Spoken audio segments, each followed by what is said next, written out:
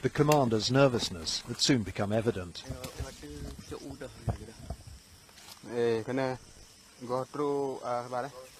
Lookouts spotted armed and uniformed men heading in their direction from the plains below.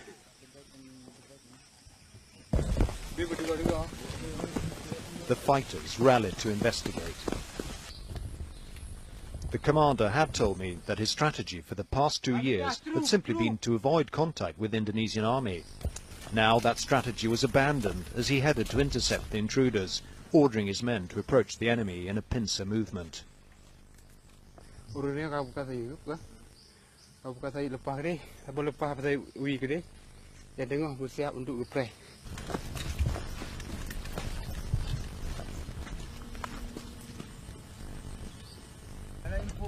Suddenly the commander realized they weren't enemy forces at all, but his own men. They'd been escorting some villagers to a refugee camp.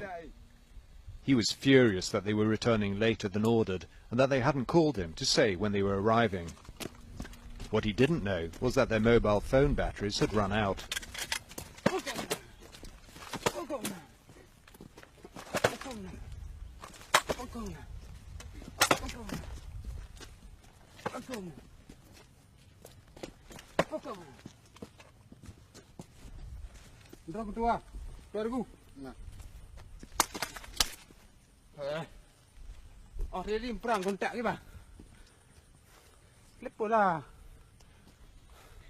Commander Muharrem said he'd let the men off lightly because of my presence.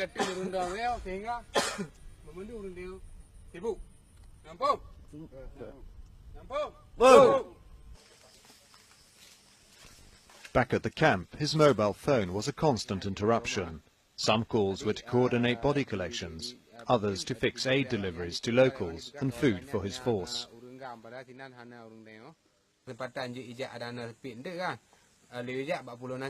If you have time, please send 40 packets of rice. I have to go. My mobile phone battery is dying.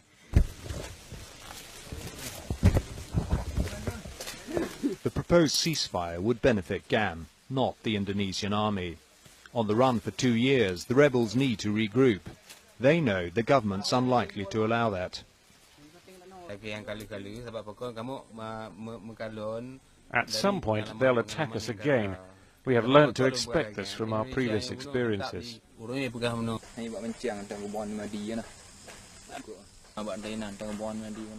In the face of this lack of trust, the men were readying themselves for battle. It may be peace, or it may be war, but we will still mobilize our forces to face the possibility of a bigger war. We are hoping this will be the last war for Aceh. Hopefully, as a result of the tsunami tragedy, the international community will help the Achenese people get absolute independence. These soldiers might be hunted and grief-stricken by the losses, but they appear to be unbroken in spirit. The men I was with, although few in number, were well armed and organized. They're ruthless in their dedication to the cause, an independence that Jakarta is unlikely to allow. And that bodes badly for the people of Aceh, who have already suffered so much.